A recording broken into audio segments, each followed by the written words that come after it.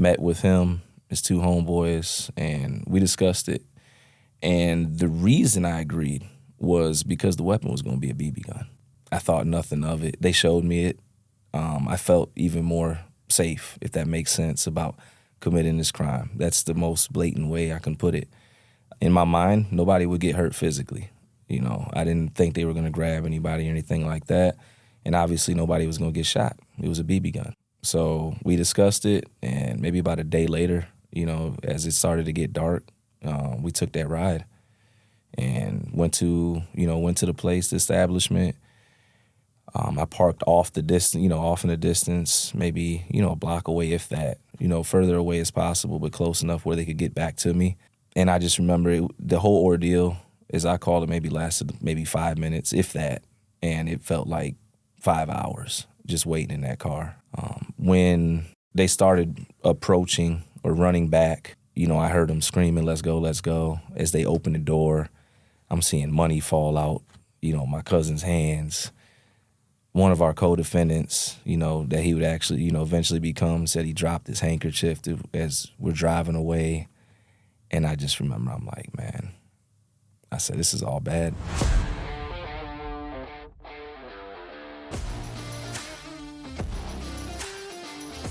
Chris, welcome to Locked In, man, all the way from Georgia. Yes, sir. What a drive. I think someone recently just came from Georgia, too, a couple weekends ago. Yeah, it was a drive. Decent, though. Like 15 hours, right? Like 15, a lot of mountains, good scenery. I give you credit. I hate the long drives. Yeah, me too. I had a road warrior with me. I had the wife with me, so. Yep. Yeah. And she's been in here taking photos of you, making sure you look good. Yeah. We got the approval for the green light to go ahead. Yeah, she's going to sign off on everything. Grateful she's with me for sure. Yeah, before we start, I want you to plug your nonprofit. You said you were telling me about an event coming up. If you want to give people a brief summary about it, just so it's at the top of the episode, and then we'll get into more of the meaning behind it later on. Man, thank you. Yeah. In short, the Life Unit is a 501c3 that's dedicated to pre-entry work. We're trying to get to the youth before they go into prisons and, juvenile systems. We're dedicated to reentry work for people that are coming home, and we do direct intervention, which is some gang intervention, some household intervention, just anywhere where people need help. And our event on the May 28th is the Wake Up. And basically we're converting the school that me and my wife own into an interactive resource center for reentering citizens. And we'll be speaking about certain law and legislation, just educating people and getting them some resources. Oh, you guys have a school too? We got a school. Wow. Yeah. That's incredible. I'm excited to hear about that. I'm a principal. It's weird. You're a principal. Wow. Yeah. What kind of school? Is it a private school? Or? It's a vocational school. Okay. So Last Layers of Beauty Institute, we opened 2/22/22 and 100% passing rate. Just featured, and we're grateful for that. Breaking some records with graduation, and we're just pushing ahead. Yeah, that's me and the incredible. Wife. Yeah, we got a great team, great educators, great culture. Students are amazing, and it's been an experience, but a good one. Did you ever think years ago that you would have a school and be the head of it and running and just where you're at now? Somebody recently asked that question. I've been fortunate enough to be in positions of leadership, whether it was inside or outside of things. And I got my barber's license originally to impress my wife. I was still locked up. We ended up meeting through some mutual friends. She was a cosmetologist. She had a dream. I told her if we got married, I'd come home and try to make that happen. Made it happen in about 2 years. And then, her being my wife, kind of that old school belief. She's like, you're my husband, so you got to be the executive director. And I was like, okay, are you sure? And, I had some concerns at first, but I don't know, it works. There's a real human connection there because we talk about real stuff in that school. Yeah, That's awesome. And about the juvenile thing you were talking about, just like with kids and mentorship, I actually just started doing a program working with Danbury juveniles. I just got accepted where I'm going to be like helping to mentor. That's what's up. And I feel like that's really cool to be able to bring kids into the studio. Yes. So they can see like there's this whole world where, like if you go down this path, you could see. That's it. Because I feel like a lot of programs are just focusing on go get a job, this and that. They don't show the entrepreneurial route. That's right. And I feel like that could save young people more than anything else too. Yeah, because they see how cool it is. Open their eyes. We're getting ready to introduce some kids to some data analysis and some different things just that they don't normally see in entrepreneurship, of course, for sure. So yeah, thank you. Salute to you. We need more of that. Definitely, man. Yeah. So did you grow up in Georgia or did you grow up somewhere else? No, I'm a Chicago native. Yeah, Okay. Through and through. At least for the first 19 years of my life, give or take. But yeah, I grew up blue collar Midwesterner. Where in Chicago? Like which part? We were a little bit all over the place. Things started off good. We were in the suburbs at first. Glendale Heights, cul-de-sac, ranch style house, mom and dad, and they got into some disagreements over the years, like married people do. He would be gone for certain periods of time, and then financially, we started to, living situation started to go down. And eventually, with him getting a divorce, we went from the suburbs and ended up on the south side, Little Village, different places all over, and then back to Bellwood, Maywood. But I'm well versed with the city. Yeah. Did you have a lot of siblings? My story's crazy. So I was adopted. Yeah. So through my adopted family, my mother and father that adopted me, they had me since I was a baby. I have two older sisters. Later on in life, my wife would end up finding my biological parents, my mother and my father, and I found out I had 6 siblings, and I'm the oldest. Oh, wow. Yeah. Did you ever find out the cause for why you were put up for adoption? Yeah, it's crazy, right? Because that's part of why I do what I do, and that was part of the trauma that I grew up with, that thought, wanting to know why, right?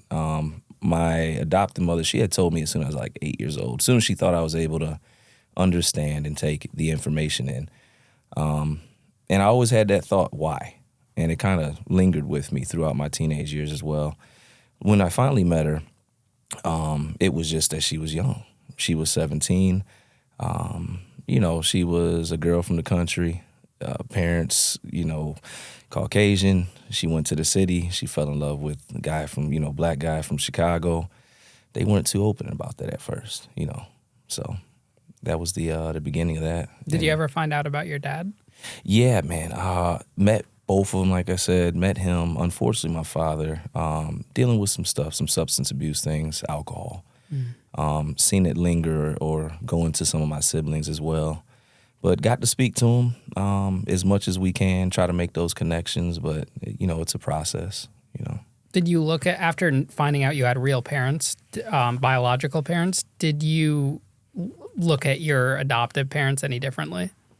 No, man. My adoptive parents are, my father passed now, but, they did a great job. To this day, my mother, she's never left my side, never left, always had my back. So that's mom and dad, Yeah. That family, that was family. And I met my biological parents and family when I was 36. So, I was kind of already well in life and some experiences. And it was more about, at that point, just knowing where I came from and having some more identity. Absolutely. Yeah. How much of an effect do you think it had on you that you moved from the suburbs of Chicago to like the outside scope of it, where it was a little bit more maybe crime infested or anything dangerous? Yeah. So we know the environment and certain things that are surrounding obviously have an impact. And you just spoke about juveniles and exposing them to certain things.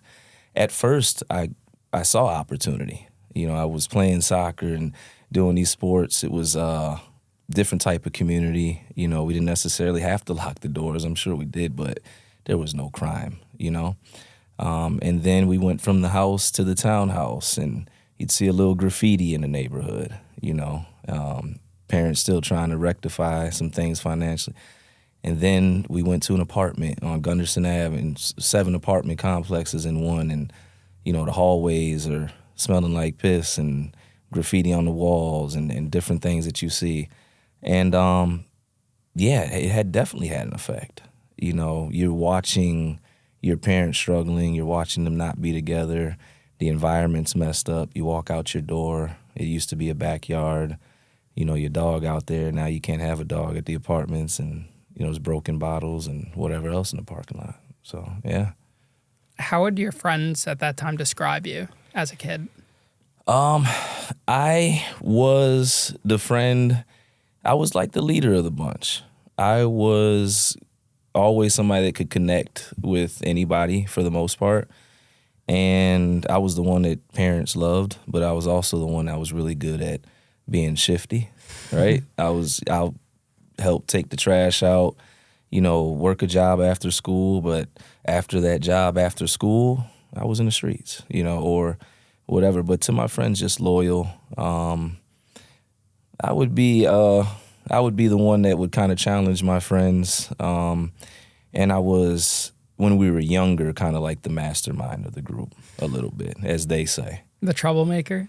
I don't know if I was as much, because it would be positive things. I just always had a plan. Mm-hmm. Yeah, just always. Whichever way the wind blew for the day. And that became kind of the dangerous thing for me. I was good at being good, but I could be good at being bad as well. Were you entrepreneurial at all as a kid?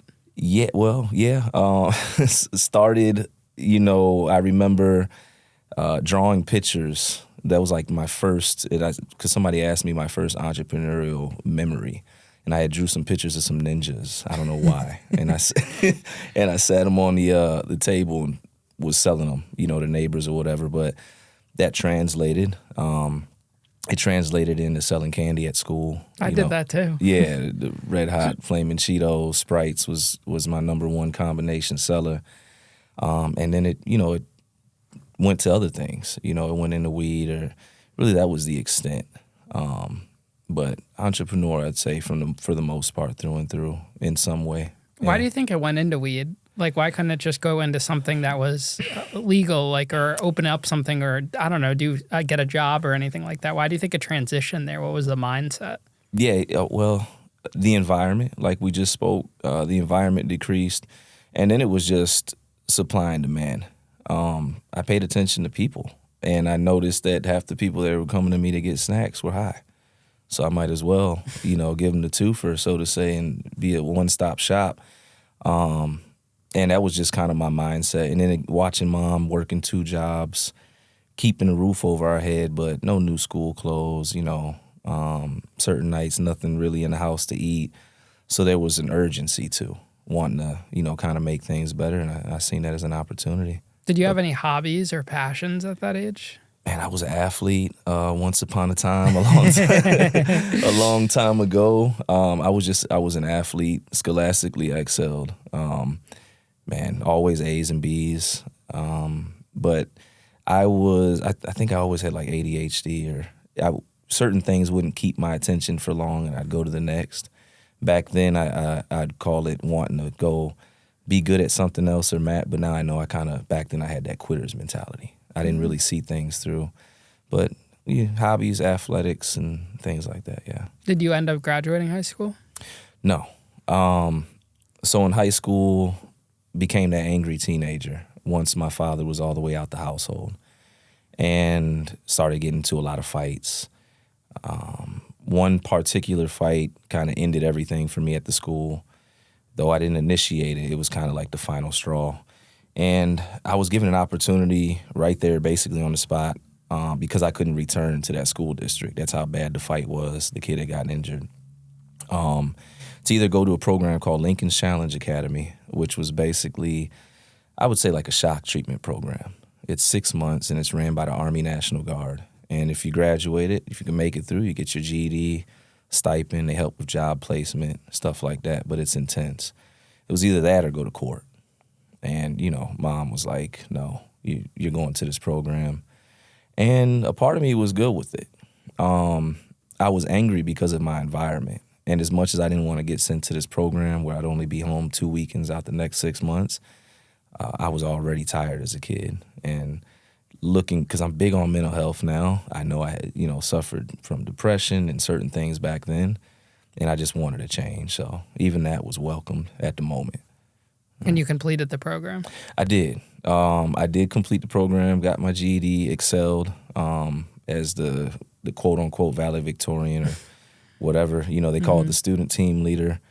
And from there, prior to me graduating, had went to a job fair, met some recruiters from the armed forces, was originally getting ready to go into the Marines, and then an Air Force guy came, and he's like, man, you scored you scored well on the ASVAB, you can come here and you won't get shot at.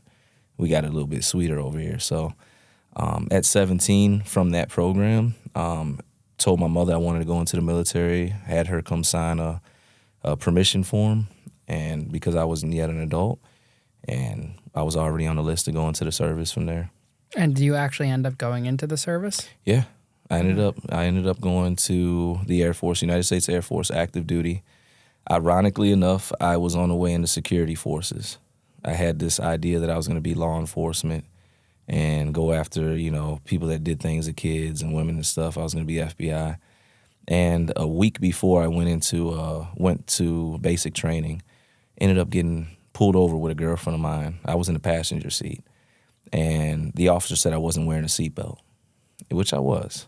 And what it was I was in Chicago. Chicago to this day is still a segregated city, and depending on where you're at, it could be a situation. And basically the cop said I was a little too dark to be with her.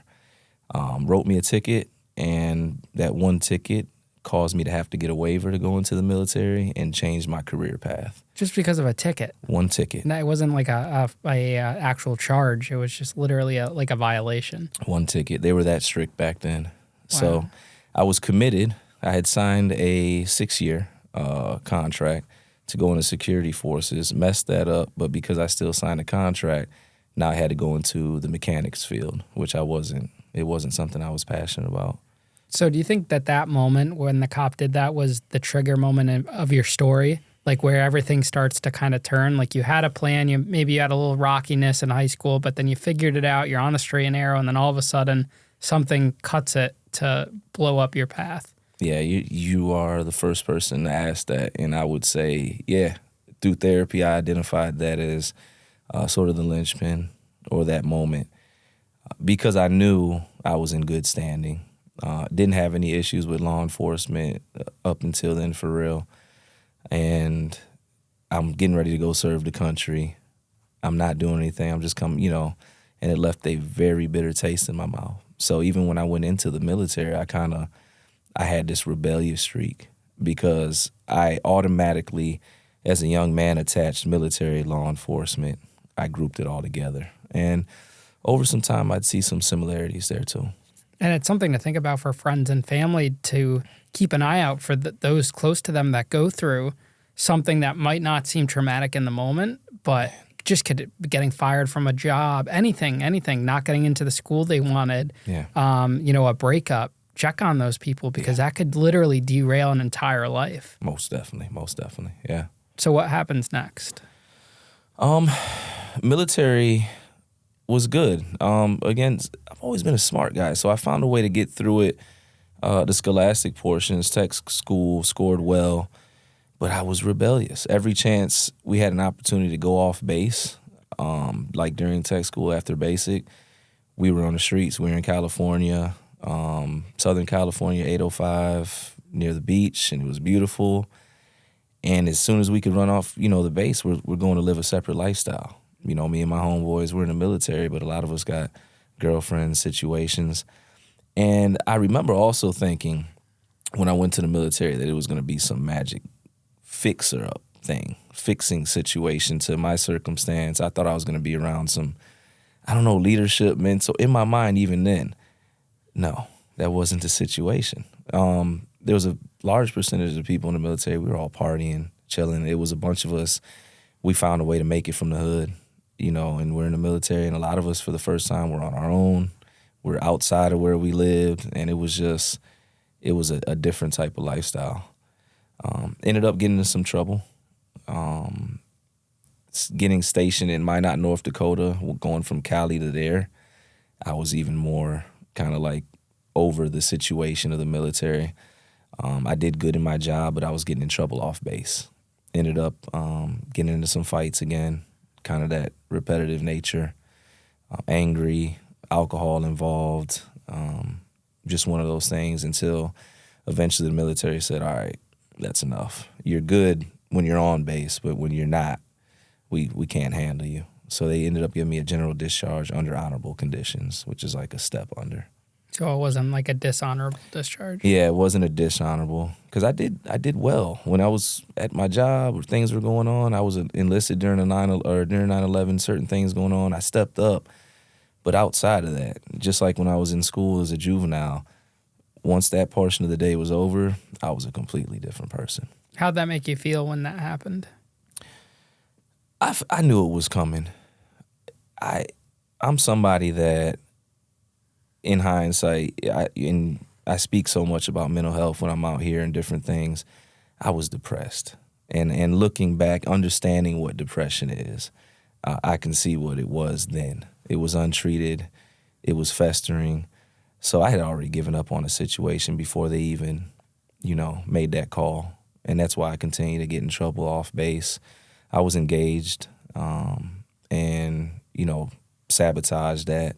I had very self-sabotaging ways during this portion of my life. So it was just like, all right.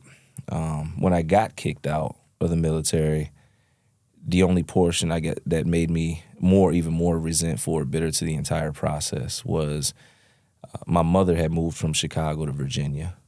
So me going back to Chicago, I know I didn't have any family anymore out there that I could stay with, stuff like that. So I had to go back to Virginia where my mother was at, her family. So that was the connecting piece of me, going further and further down the hole mentally, if you will. Do you think if you stayed in Chicago, like went back to Chicago, it would have had an alternate outcome? No, that would have been all bad too. As the story goes, when I ended up going to prison, my mother, looked at me and told me, she said, I know without a shadow of doubt, you may not understand this, but it saved your life. Going to prison? Yeah, because the level of anger that I had, and that's why, presently I fight to go into these spaces, whether it's in people, parents and children, schools, because I understand it. And I understand when it's not treated and it's looked over and it's unaddressed. And, man, it was just a bad situation all in all, yeah. So you get to Virginia, what happens? Man, so this is when things start really shifting. And how old are you? I'm 19. So you're already in and out of the service by the time you're 19? By the time I'm 19. Wow. Yeah. So I enlisted at 17. I'm out at 19. I'm in Virginia finally, and I'm now living. I go from, traveling, having my own space. It's a dorm, but it's nice, to now living with my mother, my grandmother, my uncle, and my cousin. And my cousin and myself, two grown men, I'm 19, he's 28, we share a room. And my grandmother's house is small as it is. And looking back, it resembled a jail cell. It was two bunks, and it was him. He might as well have been my cellie, and the conversation was what I call hopeless. He was older without a plan, and or delusions of grandeur. And I was that angry, rebellious teen that was finally around some older family, didn't want to be out here anyways. And as much as I tried to deny him certain things he would bring up that he wanted to do in the streets or whatever, eventually, as that angry, rebellious kid, I just wanted to be loyal to my cousin. And, meeting him, being around that family, he was into some stuff in the streets, and that's kind of what led me to taking that first step out there. And was he riding with like a gang or anyone, or he was just solo, just on the street? When you say street, what does that mean? Well, the street, to me, is just being out there doing things you're not supposed to be doing. Just being in an environment, just breaking law, whatever it is.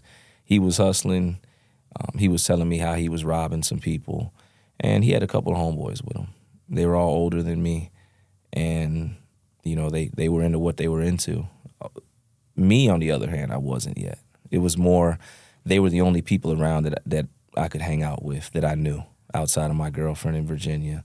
So, being around him, his homeboys, it was just that conversation, hearing them, and them constantly trying to get me to go along for the ride.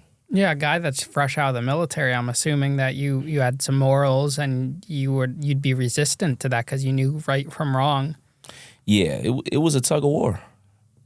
Again, through this chapter of my life, I never moved like that. Whatever they were into, I sold a little weed, stuff like that here, but never thought about robbing anybody. Never thought about, picking up a gun. Never thought about, any of these things. so it was a different type of conversation. And like I said, just over time, me being the youngest, I kind of eventually fed into it.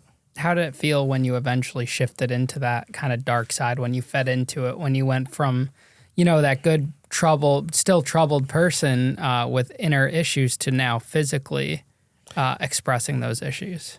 Yeah, so my cousin, it was more I was annoyed over time, and I wanted the noise to stop. Like I said, we were sharing a room, no bigger, than the average size bedroom. And he would watch mob flicks and gangster movies, and that's his conversation was constantly, we got to make money. I want to get my own spot. We got to do this, cuz. And me wanting the noise to stop, finally. And he approached me one day, because I had a vehicle, he didn't. And he was like, look, cuz, I just want you to drive me and my homeboys to this spot. We're going to be in and out. That's it. Nothing else is going on. Nobody's going to be hurt. We're not even going to have any bullets in the gun, blah, blah. I listened to him, and at first I was like, man, bro, when are you going to stop? You don't stop with it. This is going to lead us nowhere. And he continued on for about 2-3 days, and finally I said, man, excuse me, but fuck it. You want to go, let's go. And then I said, just leave me alone after that, bro. I said, whatever we got to do. I said, because I'm tired of it, bro. And I can't leave. I'm stuck here in this room with you, and it's too much, man. Let's make this move so you can go, and that's what it was. So you make the move. It's a robbery, I'm assuming. Yeah. So, maybe 2 days later, after I finally said, man, I'll go for the ride or whatever, agreeing to drive them, met with him, his 2 homeboys, and we discussed it. And the reason I agreed was because the weapon was going to be a BB gun. I thought nothing of it. They showed me it. I felt even more safe, if that makes sense, about committing this crime. That's the most blatant way I can put it. In my mind, nobody would get hurt physically. I didn't think they were going to grab anybody or anything like that. And obviously nobody was going to get shot. It was a BB gun.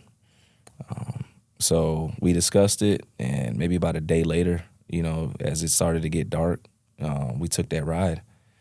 And went to the place, the establishment. I parked off in the distance, maybe, a block away, if that. Further away as possible, but close enough where they could get back to me. And I just remember the whole ordeal, as I called it, maybe lasted maybe 5 minutes, if that. And it felt like 5 hours just waiting in that car or waiting in that truck. When they started approaching or running back, I just heard, I heard them screaming, let's go, let's go. As they opened the door, I'm seeing money fall out, my cousin's hands. One of our co-defendants, that he would actually, eventually become, said he dropped his handkerchief as we're driving away. And I just remember, I'm like, man, I said, this is all bad. I said, it's over with. Got us through, got us back safely, dropped them off. My cousin was staying with his homeboy or whatever at the time. That was actually the last time he'd be staying with my grandmother's. I went back, though. And the whole night, it was just paranoia. It was me looking out my window every time a car drove by, headlight went by, anything like that. Yeah. And then what happens after that? Is that where you get arrested from this instant, or do you go back and on the saddle to become a getaway driver yet again? Man, so all in all, it was 2 situations. One of them was an establishment. Another situation that I ended up getting pulled into the very next day was actually an argument that turned into, somebody a cousin taking something back, and that's a robbery. One thing that I do now when I educate people about these robbery charges too, side note, is when you get a robbery offense, it's not for the building or the establishment or the house. It's for each individual there. So from 2 incidences, in short, I ended up getting charged with 6 robberies. But I didn't get arrested right then. I would say maybe a week later, after everything had settled, everybody was calm, nothing else was going on, at least on my end. The police were called to my cousin's new apartment, which he was able to get. With the money from the robbery. With the money. Evidently, a noise complaint had been made. One of his friends, one of our co-defendants, and his child's mother and their infant had moved in with my cousin in the other bedroom. Noise complaint gets made from one of the neighbors, loud music. Cops come to my cousin's new apartment, knock on the door, smell weed, hear the baby crying. That gave him a reason, to enter the dwelling. When they went into the dwelling, and this is what I got after the fact, they began to do a search because they found a bong, something like that, whatever it was. And they also found a blue money bag that evidently my cousin decided to keep, or his co-defendant, there at the apartment after they moved in. Yeah. Unbelievable. Yeah. So they find that, and did they take them in right away? No, they didn't. They just tagged as evidence? They took it. And again, this is me hearing after the fact, but now looking at motion of discovery and all these things. Mm-hmm. They took it. They really didn't say much. They collected it, whatever it was. Indictments didn't start coming until about maybe 3 months or 3 weeks to a month later. Did you think that you were in the clear by that point? Because it had been a little while since the robberies. Out of hope and desperation, I thought I was in the clear. Because in my mind, if they found a bag there, they only know about them. How would they ever know about me? Mm-hmm. So in my mind, though I know they dropped the handkerchief, there was money flying. Now I'm watching stuff that I can see on TV, about crime and stuff, seeing evidence. I'm still thinking, if they go down, I won't go down. There's no way, because I never went in anywhere. So they got this much money from the robberies to get a apartment out of it? No, they were doing some other stuff too. And what was your share for being the driver? All in all, I would say no more than $600. That's it. And why the second one for you? Because you had your foot down after the first one. Yeah, the second one was me picking him and his homeboys up from a spot and not knowing. It was a robbery. Not knowing that they had got into an argument fight that turned into a robbery. They took something off a guy that they had yeah. Wow. Yeah. So describe to us the day you got arrested from these robberies. Man, for me, I watched all my other co-defendants go down first. My two co-defendants ran to Florida because once that bag got tagged, they were freaking out. They ended up getting hit down there for loitering outside of a store. They didn't have anywhere to go. They were homeless. Police picked them up, put them on a plane, brought them back. Same thing with my cousin. He ended up getting arrested. He was attempting to commit a second crime at a restaurant, attempted to strong-arm rob it, and the staff there stopped it, and they hog-tied him and took pictures, called the police. The staff hog-tied him up? They hog-tied him up. Holy cow. Yeah, and the reason I found out they hog-tied him is because the detectives came to my house, my grandmother's house, Christmas Eve, and showed me a picture of him. And, yeah, they were like, listen, we're coming. We just want you to know. And make sure when you run, you go somewhere where it's warm so we can get a vacation. So they just didn't have the evidence on to get you yet? Grand jury indictments happen specific times. I think in the Commonwealth of Virginia, I think they happened every Monday or every third, whatever the scheduling was. Mm-hmm. I was the last one to get indicted. The reason I was the last one to get indicted because they didn't know about me until one of my co-defendants started, to kind of start to talk. And what was it? They wanted a small fish like you out of this ordeal who was just a driver? Like they were applying that pressure to rat someone out when they already figured they got all the guys? It was a combination because once my co-defendants started to talk, my co-defendants not only started to talk about the things that I was a part of, they tried to put other things on me too out of desperation, which were things they had committed, crimes, because there were things going on outside of me. So it was desperation, them trying to get their sentence down. And then with the detectives approaching me, they kind of already understood the role I played. They could kind of already see through the BS. But I didn't take the opportunity they gave me. And they had given me an opportunity to go home. I could have went the day of, because you asked what it was like when I got arrested. I ended up turning myself in. Once I knew I was indicted and they were out looking for me, had went to a family member's house, I went and I turned myself in, which was one of the hardest moments of my life, But I would say not even 2 hours later, I was given the opportunity to go home and be there before dinner. And the detective said, look, all you got to do is just agree. We know you're, and they knew I was ex-military, all this stuff. They could see I was a good kid, just got caught up in some things. And when they offered me the opportunity, they slid the paper and said, yo, just sign this. I looked at him, I said, man, I don't know what you're talking about, almost with no hesitation. And he literally put his head down and he said, man, I'm going to ask you, one more time.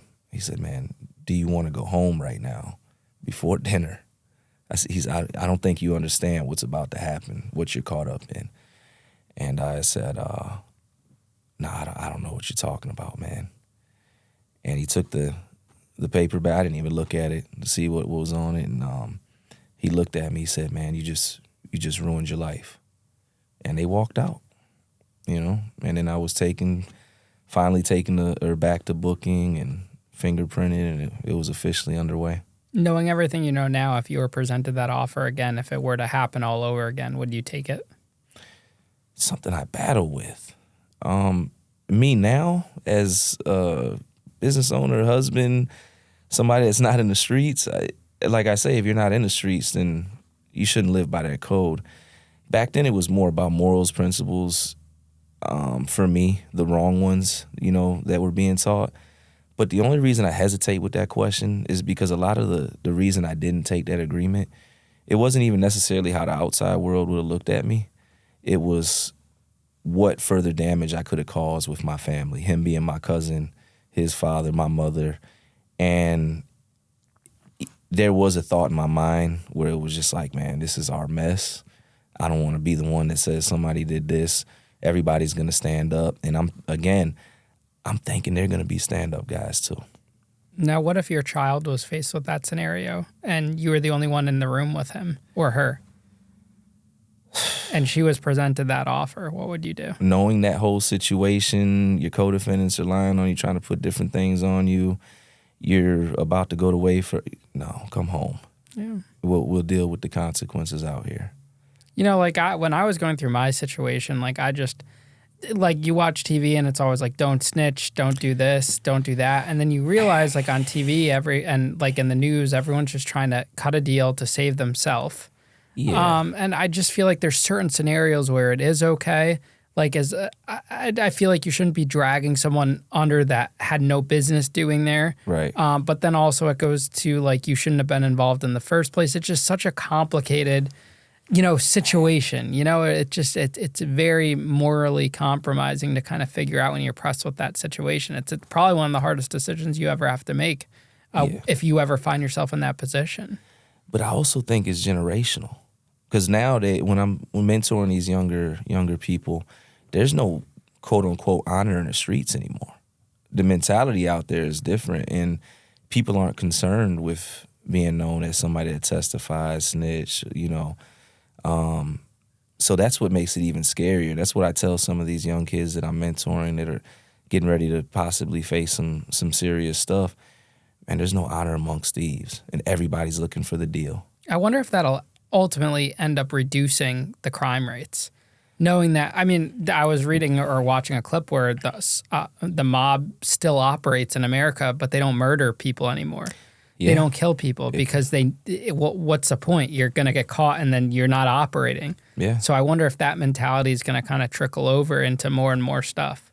Hope so. We'll see, I guess. And the reason I say hope so is because it's going to happen anyways. I don't see the culture of the streets or going back to what it was, as some of the old timers say, to the 80s or 90s. I feel like it's just going to keep going. And not only that, the scary thing is not only is there no honor, in the streets, but we're seeing now a situation. I just recently seen a situation, two best friends, and I was telling them, I said, man, if you're in situations like this, and he ended up being in it, and him and his co-defendant, they're both facing, 10, 15 years. They told his co-defendant, hey, you get to go home. Just put it on your man. You're going to go home to your mother, your child's mother, your kid, all that. He went home, and his homeboy stuck in there. Yeah. So I'm just trying to wake people up to that. It's real. When your cousins got arrested, what did your mom say to you? Did she say anything like, I hope you're not involved in this? Or did she's like, I know you have something to do with this? What was her reaction to that? And you hadn't been arrested yet at the time. Yeah, so older parents, older generation type of family didn't really talk. So even when they were seeing things, my cousin it was still, I think, a piece of them or a part of them that were in denial. Because there were parts of the point where I was saying certain things out loud. And I was almost, I don't want to say crying out for help, but hey, I might be going down with this too. And my mother would breeze by, not because she was a bad person or not. It's just she wasn't wired like that. And a lot of families, they don't talk about the dark stuff. It happens, all right, let's keep going, or we'll address it when it comes. And I know a part of her was also hoping I wasn't involved in it. She also probably didn't sign up for any of that when she first adopted you. I don't think any adoptive parent would ever think that this would happen to them. Yeah, no, she had a nervous breakdown when I got locked up. Again, somebody I was good in front of her face, right? Playing sports, excelling. Even when I ended up going to Lincoln Challenge, messing up in school, I went there, I excelled, went into the military. She never gave up hope on me. But something to that magnitude, no, there's no way she would have been prepared for that.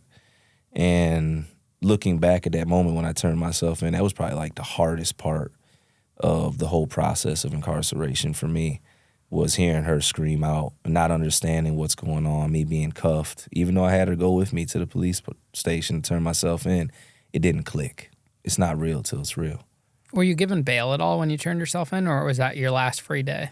Last free day. When I turned down that opportunity, they made sure I knew that I turned down that opportunity. No bail, no opportunity, for a breather or a commercial break. It was that. And not only that, I wasn't offered a plea, which is abnormal for somebody like that, in my case, with the robbery charge, et cetera, first-time offender. So it was no bail, no plea. So I was gonna have to face this thing heads on, and I had a public defender, which. And you were going to trial? I was getting ready to go to trial. Okay. Yeah, I ended up pleading guilty in front of the judge, and basically he was able to give me a sentence. And what was the sentence? All in all, total sentence was 144 years. 144 years. All suspended but 19. BB gun, driver, nobody even got touched physically. That second one, it was, like I said, it was a group fight, But yeah, I had never even touched the BB gun, ended up getting gun charges, conspiracies. Conspiracy is a bitch. Yeah. That's how they get everyone. And this is a state case that you were charged with. It's a state case, yeah. So it's really 19 years that you get sentenced to. Yeah, I always say the whole 144 years all suspended but 19. So 19 years was the sentence to do. Well, it's interesting that perspective because that's what the media does too. Like when they see someone get arrested, like in my case, they said I was facing 120 years. Yeah. I wasn't. That was just all the charges stacked up. Right. Which in some cases they do put them all together, but in the vast majority, that's not the situation. Mm-hmm. And also in the state, they'll sentence you to a crazy amount of time, but you're only serving a fraction of that. Yeah. And so 19 years is a first-time offender. 19 years, first offender, ex-military, and like I said, never even got out the vehicle. That's insane. Yeah, that's why. Now, you had mentioned that about the cop who judged you based on your skin color. Mm-hmm. Do you think that played an influence with the judge and the prosecutor at all, with the prosecution? No, I think it was just I didn't help out. They gave me the opportunity, and I remember, man, you're ex-military. What are you doing? You're good. This was literally the conversation, and that was the last olive branch, though. And once I didn't, then it was like they automatically looked at me as part of the problem. Me being from Chicago, the narrative that was thrown out there that I was a menace to society and part of this criminal organization and enterprise that was, running through these cities. But again, that's the paper. I wasn't involved in everything that they were involved, but I'm grouped in now. And, that's not how the criminal justice system's supposed to work. Just because you turn down, you have a right to a fair trial. And I know in my trial, in my court proceedings, my judge, who was a fairly new judge, made it a point whenever the prosecution would bring up, like, he's not taking responsibility, he's not doing this, he's not doing that. And the judge would always counter, he's asserting his amendment right to go to trial, to be present until you're proven guilty. Yeah. And I think that's a big problem because it's so divided and so unfair and inconsistent. Because the media, and the media wasn't as big as it is now back when you were there, but plays a huge part in making someone guilty. Yeah, without a doubt. Yeah. Yeah. I mean, and there are scenarios where, like, the feds aren't going to arrest someone on child pornography charges unless it's a bulletproof case. So there's an outlier where, okay, if he was arrested on that, there's a good chance that happened. Yeah. But some of these other ones with conspiracies, this and that, you know, it's a little too far. Yeah, it paints the picture before you even get there. And then now, social media and everything, it's amplified. How old were you when you got that sentence? I was getting ready to just turn 20.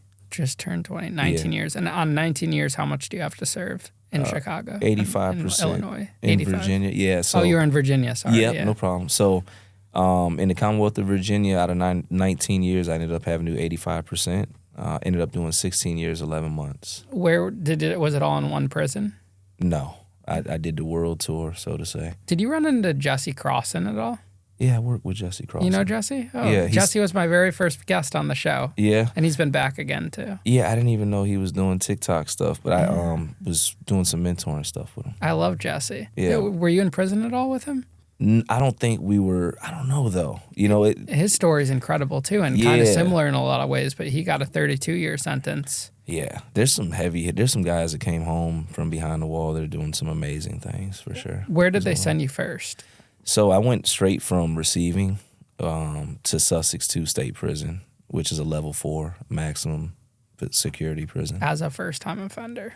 As a first-time offender, never being in jail, no warm-up, you know, prior to this whole experience, yeah. And on your first day in there, how are people treating you, looking at you? I remember getting my laundry bag after they shaved my head and, you know, they get you ready to go out there on the yard. It's July. It's hot. And as soon as we opened up the laundry door or whatever to walk out the back of the building onto the boulevard, it was nothing but the sun beating down on the earth, no trees. You know how it is in prison yards. Everything's separate. Back then, guys are in burgundy scrubs, and it's prison. You can tell.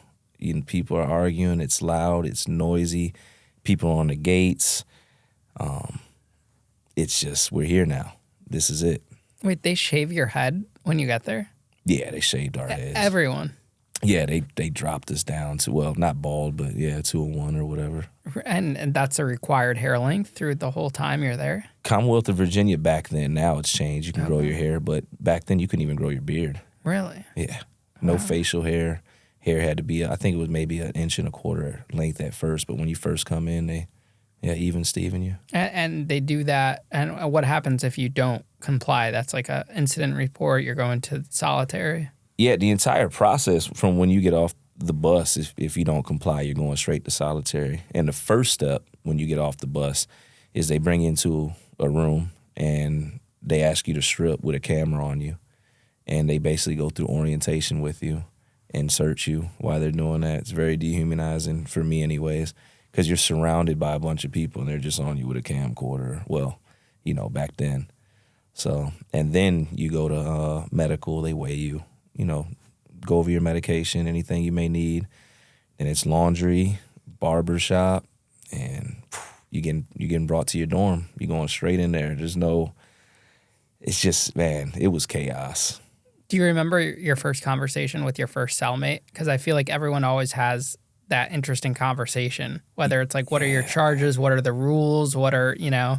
Yeah, my first cellmate, rest in peace, man. Oh, good dude. And I remember when the CO walked me into the block, he walked me down to the cell and he didn't say anything. He was like, this is your cell.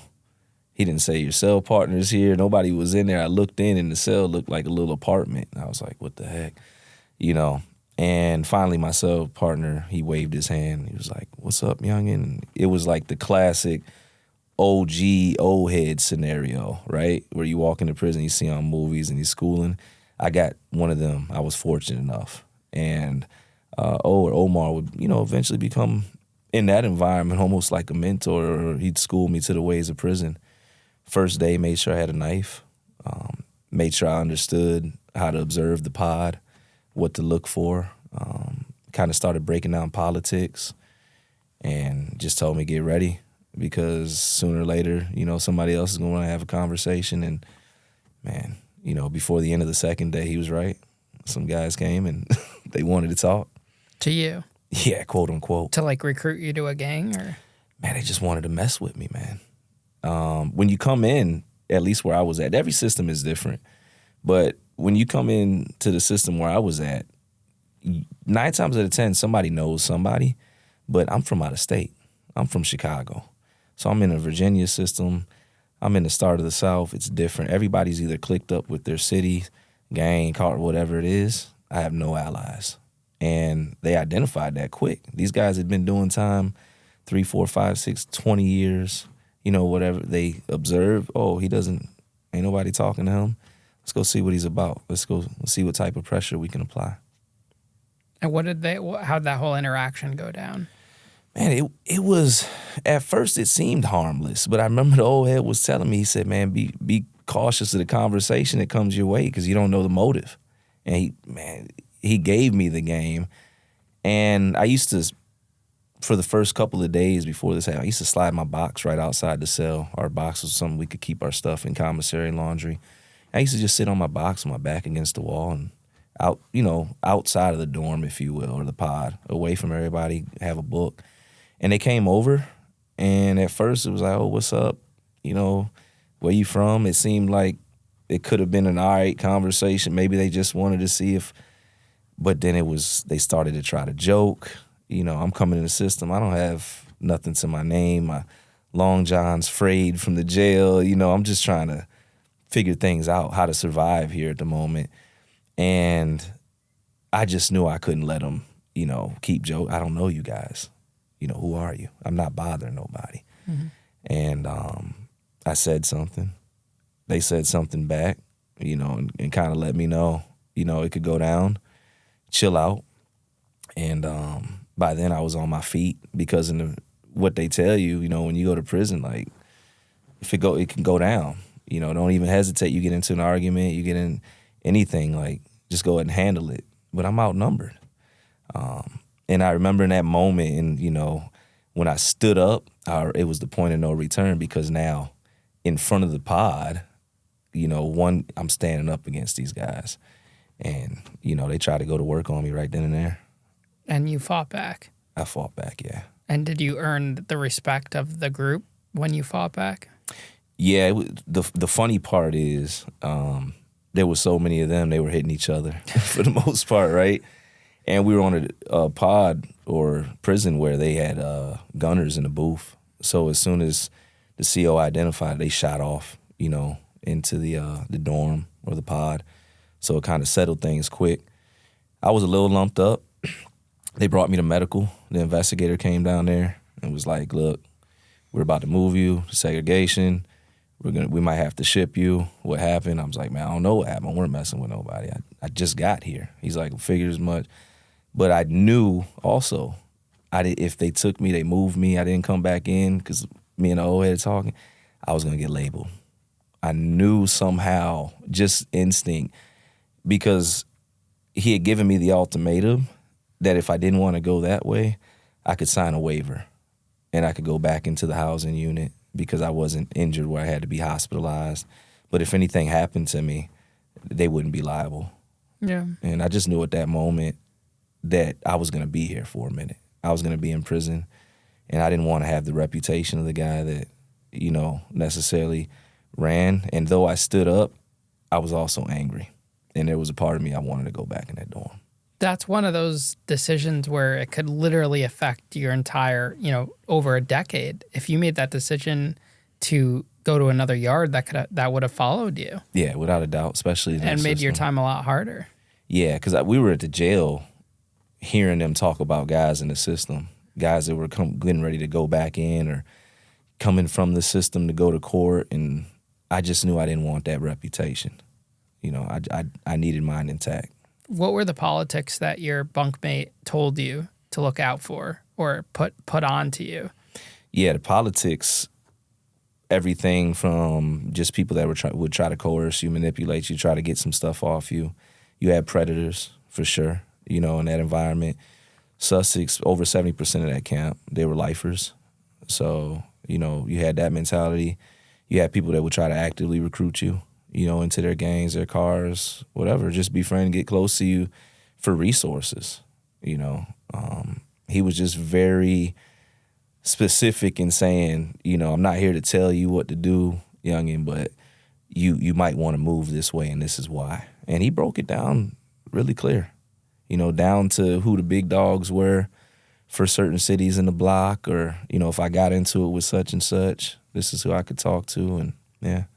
Did you start becoming someone who you weren't on the outside in prison, or did you stick to your morals and kind of went about it a different way, use that time to work on yourself? It started in jail. I adapted to the environment so I could be in the best situation.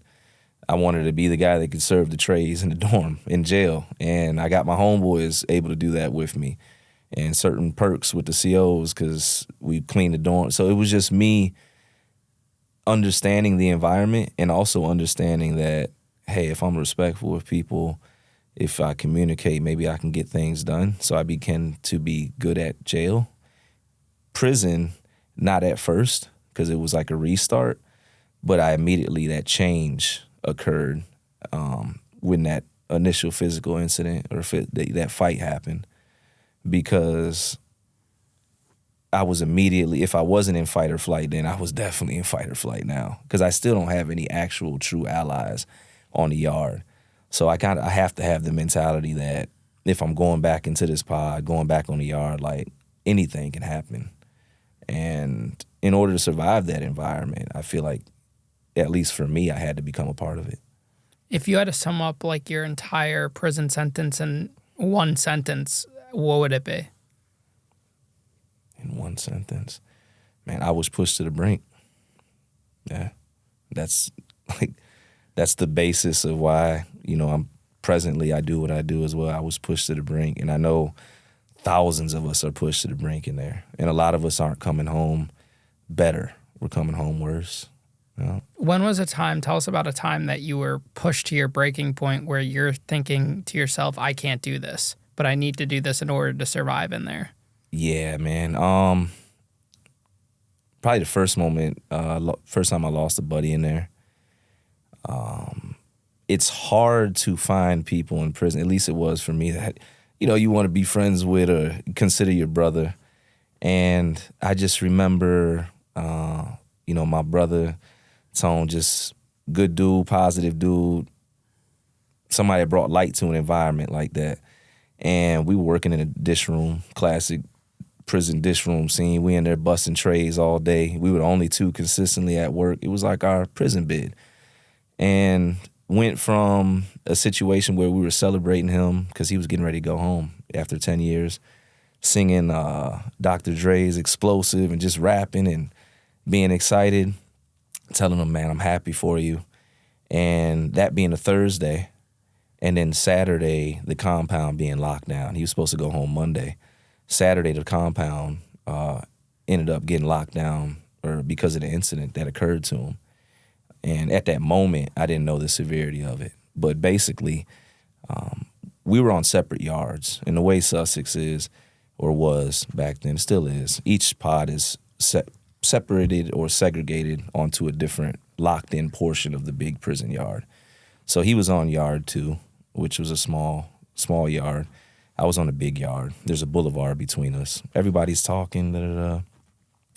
All of a sudden, you see the gate open up during rec time, which is abnormal unless it's rec's over with. You know, especially on a camp, they're not just going to open the door to let somebody off for the gate. And you see about 3-4 guys come on to the yard where he's at. I'm like, what, you know? So he was like, all right. And he's like, I'll be right back. And he's hollering at, he was hollering at a few of us. You know, we're just trying to get our last words in with him before he goes home. And when he walked off towards the back of the yard, he starts talking to the group of guys that came onto the yard that the CO let on. And they ended up getting into a fight.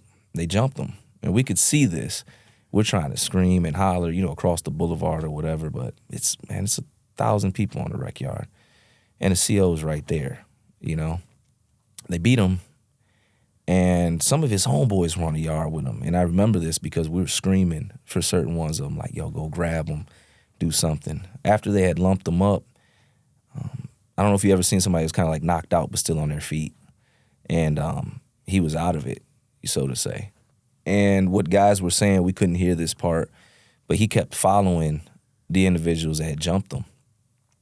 And he was asking them he was asking the one gentleman, yo, why did you hurt me? This is what we were told.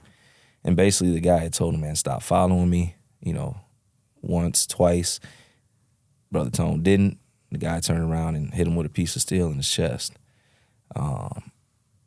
Brother Tone went to the fence, I guess, to try to get the CO. We seen that part as he came from the back of the yard to the front. We were hollering for the COs. And ironically enough, at the same time we were calling for the COs, they were coming out to call him for visitation. His parents or his family had came there on a Saturday. Last visit, it's not uncommon. People are like, when I tell this story, they're like, why did he get a visit? He's about to go home. That's just what people do sometimes. But his people were turned back, and the compound was locked down because they had to get him off the yard.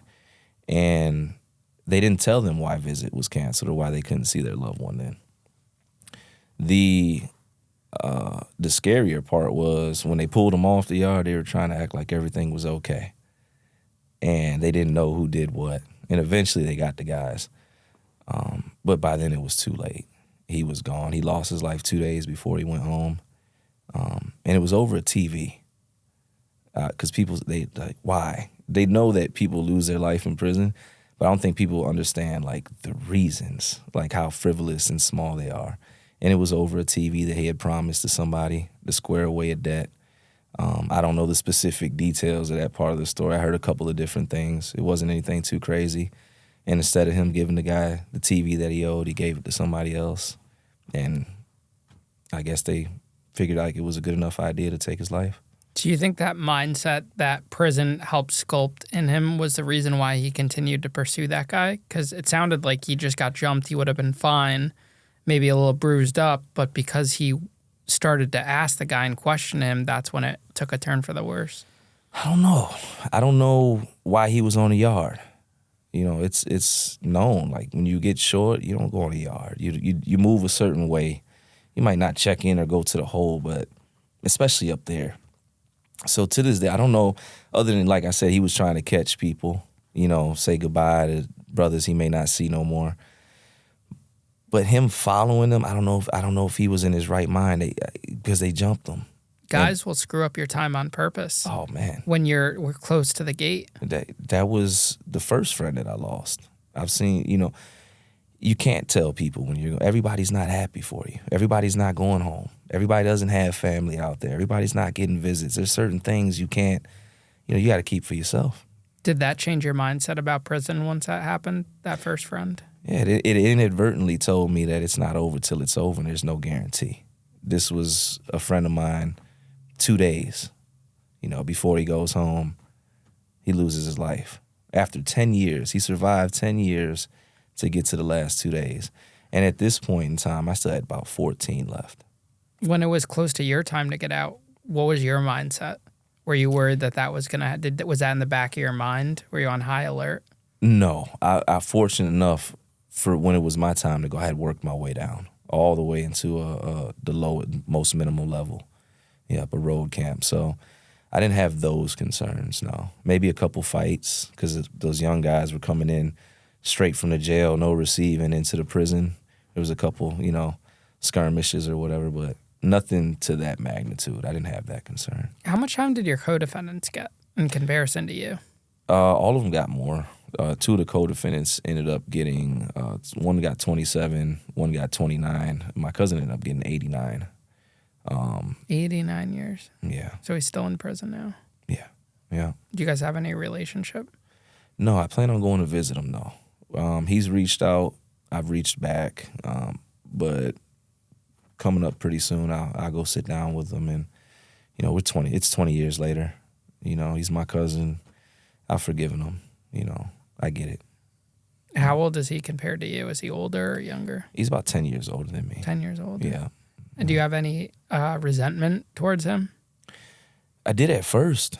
I ran into 2 of my co-defendants while I was incarcerated. And when I ran into him, I was in the bullpen. They messed up prior to our sentencing and put us in the same. And I'm not going to lie, I wanted them, but I had enough common sense. If I did something, obviously, if there was any chance of me going home, the judge probably wouldn't have appreciated that in the courthouse. And my other co-defendant out the 3, the one that was, ended up really testifying, I ran into him on Sussex too. And it was another situation. I was praying for that moment, to be honest with you. I was waiting because there was so much resentment. But when I ran into him, the response, it was fear. And not because it was just I had the ups on him. And when I seen that in that moment, it was like enough for me. And then the things I'd hear about my cousin, how he was doing time, the things that were happening to him in certain spread, it's just, I don't know, I just let a lot of it go. And I hold myself accountable. It's not like anybody was like, you have to go, No, I still went in. I still chose to get in the truck. All those years in prison, what do you think you attribute to what kept you going, mindset-wise, mentally? I just refused to let it destroy me. I had told my mother before I went to prison, my last visitation at jail, I was like, I'm going in a man, I'm coming out one. And I didn't even know what that meant. I just felt like I needed to say something to try to comfort her, to let her know it was going to be all right. And throughout the years, different things that I faced, tragedies, whatever, lost loved ones, that was the prevailing thought. I just refused for my last breath to be taken in there because I watched too many, people that I knew, not make it out from there. You were telling me earlier that you actually met your wife now in prison. Yeah. How did that happen? Yeah, I was running a nonprofit. From the prison walls? Yeah. You could start a nonprofit in prison? Yeah, we were doing pretty good too. Further on in my prison bid, I ended up becoming a mentor for the reentry program. Me and another buddy of mine, we started a nonprofit in there, just really teaching leadership skills, effective communication, things we know we needed that we weren't able to really get in there. And met her through a mutual friend. I was doing seminars in there, doing couples workshops, stuff like that. And ironically enough, I was getting out of a 6-year relationship that I was in with somebody that was prison staff. Oh, you had a relationship with the prison staff, yeah. But no one ever found out. They found out. Oh, yeah, they found out. They found out. She ended up having to quit, and I got shipped. And you got shipped because she found out. Yeah. Was it a correctional officer or just a regular staff member? Staff member. She worked in the kitchen, supervisor. Yeah. And you were the kitchen inmate. I was staff dining. Oh man, That is great. Yeah. So, yeah. You had a good run though. 6 years. I had a good run. Most people don't make it 6 years. No. Well, I didn't. We made it 6 years. She stuck by my side after the fact. Okay. But no, it didn't last 6 years inside because every right hand has a right hand. Every room has a vent. And people started talking. But I started doing these seminars and stuff for relationships based off stuff like that. And mutual friends, because that relationship had ended, because prison is hard, especially on relationships. Ended up meeting the woman that become my wife. She was initially just going to be an advisor, outside rep for the nonprofit, just so we can get some more stuff done. And, conversation just evolved from business to personal. Wow. Yeah. And now she's the wife. Now we're about to celebrate 5 years, yeah. That's so cool. Yeah. So what year did you get out of prison? And I came home right before the pandemic, January 3rd. Good timing. Man, January 13th, 2020. I remember the tragedy with Kobe and his daughter and the passengers, and then it seems like pandemic, the end of the world was coming. Now, you're someone that's very big on mental health, and you seem to have really, looked at a lot of things from the past and put in the work there. I'm curious the mindset of why you think that staff worker ended up falling for you? I think people are so curious about why people risk their jobs. Yeah. For that. Do you think it was a thrill thing? Do you think she genuinely liked you? Do you think there was something about you? Or was it just she got to know the real you that people from the outside aren't looking at? Yeah, she got to know the real me. There's this place where people are in denial that they think love and relationship and feelings just stop at a prison or at a wall. And when you're dealing with staff in a prison, whether it's correctional officers, they're in there for a certain amount of hours a day. They're in there 4 or 5 hours or 4 or 5 days a week. They're part of the environment. But the institution I was on, it was a rougher environment. To be honest with you, I would say, man, a vast majority of the women or female staff up there were dating in relationships. So it wasn't uncommon. It wasn't as daring. That's how open the camp was or loose it was. But yeah, we got to know each other for sure. And it was shared experience. And it's kind of like work relationships where you're working around someone for so long, you're going to gravitate towards them. Yeah. You're spending your whole, all your time with this individual. Yeah. And then you got to think, and this is a conversation I have because we do counseling and coaching and stuff with couples now that are in similar situations or justice impacted. When you're dealing with somebody in that way, somebody's incarcerated, somebody's not, a relationship, one of the pros to it is you can learn each other's thoughts and who you are, in an intellectual way if you take the time without the physical being involved. So it had its strong suits. We were able to find ways to make it work, but prison ultimately is out to destroy relationships, families, etc. Yeah, and judges argue that it's meant to bring to rebuild that. They always say, I find it interesting when judges say, we want you to be close to your family so you can rebuild those family ties, and it really just does the opposite of that. Yeah, every prison I was ever at was at least 100 miles away from the house. Mm-hmm. People had to plan to come out there. Yeah, it's by design for sure. When you got home, what was the biggest thing that changed from before you went in? And it could be technology, it could be a mental thing, could be a physical thing. What was that for you? Or it could be a food thing. I just, the two main things, just in short, I got locked up in 2003. People barely text. I don't remember Facebook. I think Facebook didn't even exist. If it did, I wouldn't have known about it. And then I came home, it was smartphones, self-driving cars, ordering menu on the screen, stuff like that. But I also say the mentality of the people.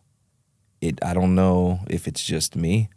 I don't know if it's social media magnifying everything, but it seems like people are angrier now, more agitated, more short-fused, just in a different place than where they were previous to me going in. It seemed like there was a little bit more sunshine in the world. That was a good reflection. I don't know. I might be tripping, but it's just, that's how I see it. It just seems a little bit dimmer now. Was there challenges reintegrating into the world? Oh, yeah.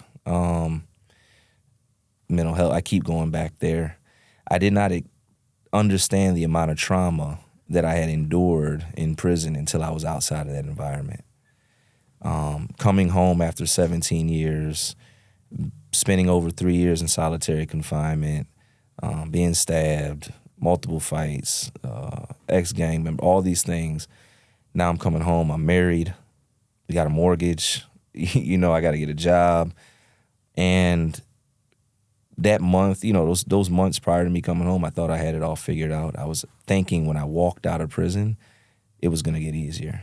But it was worse in a lot of ways. I was grateful for my freedom, but the pressures, PTSD now, anxiety, different things I was dealing with, oh man, it got dark, especially those first couple years. What helped you? What do you think was the biggest attribution to helping you get through it? Man, just besides God, my wife, my mother therapy, became aggressive with therapy, wanting to learn and understand, going to get a psych eval, learning about type 1, type 2 bipolar, different things. Just learning. That was step one. So I could learn what to address. And then finding that right therapist that I could have a real conversation with, even if they maybe have not been to prison, but we could have, some real conversation with. And then I went outside the box. I talked to my brothers a lot about neurotherapy. I just seen Charlemagne the God, somebody do a special on this place in Michigan. And I went, and it changed my life. It was non-medicinal, and it just, it worked as far as my trauma and PTSD and stuff like that. Would you recommend it to people coming out of prison? Yeah, without a doubt. I would say I would recommend it because even with therapy, the amount of trauma that I had sustained, it was constant racing thoughts, insomnia. It was just a very difficult go at it, even though I was starting to learn more, process it. And I remember it had got so bad that I didn't really want to be here anymore. And this was after coming home from prison. Mm-hmm. And this was the Hail Mary attempt. And I went in there and literally, I remember a couple of buddies of mine, they were like, man, you're going to do that stuff? He's like, they're going to hook stuff up to your head. You're going out there. And man, 30 minutes and a $99 fee changed my life. Yeah. Wow. Yeah. So 5 years is a very short period of time since you've been home to create your own business, have a school, have a nonprofit. How did that evolve so quickly? Because not a lot of people can do that. Yeah, I joke with my therapist, or I used to joke with my therapist. I said a lot of my stuff comes through those manic moments or whatnot, where I just start creating, I got the energy. But a lot of this stuff has been what I've been doing. Prior to me coming home, the nonprofit stuff, I was in there teaching, facilitating, stuff like that. The barbering stuff, that was just working with my wife, actually having a plan that we wanted to work towards in the future. But I've always been somebody, I wasn't just focused on today. And even when I was incarcerated, coming home, I knew, life didn't have to stop. I didn't have to come back. I can go home and do some great things. And that's kind of like unconditional love, like that your wife has shown you, where it's like a lot of the people in the world would say, 14 years in prison, 15 years this and that, and they're not giving guys like you a chance. Yeah. And she's just pouring that love and energy into helping you succeed. And that, that's what you look for in a person too. Yeah. And patience. She's a fan favorite with social media. A lot of the ladies check in with her and ask her questions and stuff. But yeah, she's the one. So what's your life like now on a day-to-day basis? How has it changed? Life now, I get to do this. I get to do things like this. I get to lend my voice. I get to not just tell my story. I get to help tell the stories of others. I am a community organizer where I work to bring people together to educate them in hopes that they don't have to learn a lot of the lessons that I had to learn. I help create safe spaces for people that are dealing with mental health issues through my nonprofit. And I do a lot of one-on-one, a lot of mentoring, a lot of coaching, because there's a large percentage of people that aren't educated when it comes to the justice system. And by the time they're impacted by it, it's too late. So with that, also I'm an executive director at the school, so a lot of principal work. But even there, it's the same. It's just mentoring, it's interacting, it's just helping structure, and really just serving the people in the building, because that's what leadership is. And then one of the biggest things that I get to take part of that I'm grateful for is this whole TikTok thing and social media, telling the story, educating people. We've reached over 14 million people, like in the last 60 days. That's awesome. Yeah. What do you think is the biggest misconception people have on the criminal justice system? That rehabilitation is real. There's this big misconception about rehabilitation in the system. And people need to understand a lot of times when people come home from incarceration, they're not better. They're in spaces mentally where they need help or they need education, whether it's financial literacy, whatever it is. But I would say that is the biggest misconception, whether it's somebody that has a loved one coming home thinking that they're ready to come home, or it's somebody maybe across the aisle that says, well, they need to be in prison anyways. Well, you should still want rehabilitation to be a real thing because they're returning to the communities. Yeah. Now, if you could go back to that moment where your cousin asked you to drive the car and you said yes, what would you do? Oh, I'd say no. Even after the life you have now that everything's given you? In that hindsight, in that perspective, I would not change anything. if you're asking it in that context. Yeah, no. in that context. Yeah, in there, no. Because there's no way after doing 17 years, I don't think I end up, doing some of the things that I'm able to do and help people the way that I am, and in turn get the help that I'm able to get. It makes you unique. It gave you a story. Yeah, crazy one, unexpected, but yeah. It's funny how the universe works like that to bring us on a journey we never expect. And most people think that's what I love about what I do. And the stories, people share is that people count us out. Yeah. And they don't realize how powerful the stories are. Like, you could sit here for hours and days sharing stories of so many years that you spent in prison. And it's my job to kind of like take out the moments of it to get people interested to see who you are so they could find out more. So you could do more podcasts and people just take an interest to you. And that's something like Joe Rogan does very well with the people he interviews. And it's so fascinating how powerful a story is. And I think that's the direction social media is going to go in. It's storytelling, like you were talking about on TikTok. Yeah. I think there's a place for men in it where it's not, posting model pics and this and that. It's the art of a good story. Real and if you can conversation. master that, then I think there's huge success out there in the world too. Yeah, you've got some storytellers came through, man, phenomenal. It's because it's different every time. There's a different character. You ask the same person the same question about prison, and it's a different perspective. Yeah, it is. And something that was interesting, you were talking about Tone, and you were talking about your old head guy, the bunkmate, and a couple other names. Mm-hmm. I feel like every prison you have those names because I knew a Tone, I knew an old guy, I knew a guy for just the nicknames are so. It's such a big system with so many people, and there's familiar faces and names. Yeah, that's what prison culture. We're all connected. And that's what it's when we speak, whether you did time in Virginia, Texas, may not have been the same, but we're just fraternity because we share the experience. Absolutely. Well, Chris, thank you so much for traveling out here and sharing your incredible story. Thank you for having me. And we'll have the links to your social media, to the foundation, the nonprofit, or whatever else you want in the description of the bio for our viewers to connect with you. It's amazing. I appreciate that so much. Yeah, I appreciate you. Yes, sir.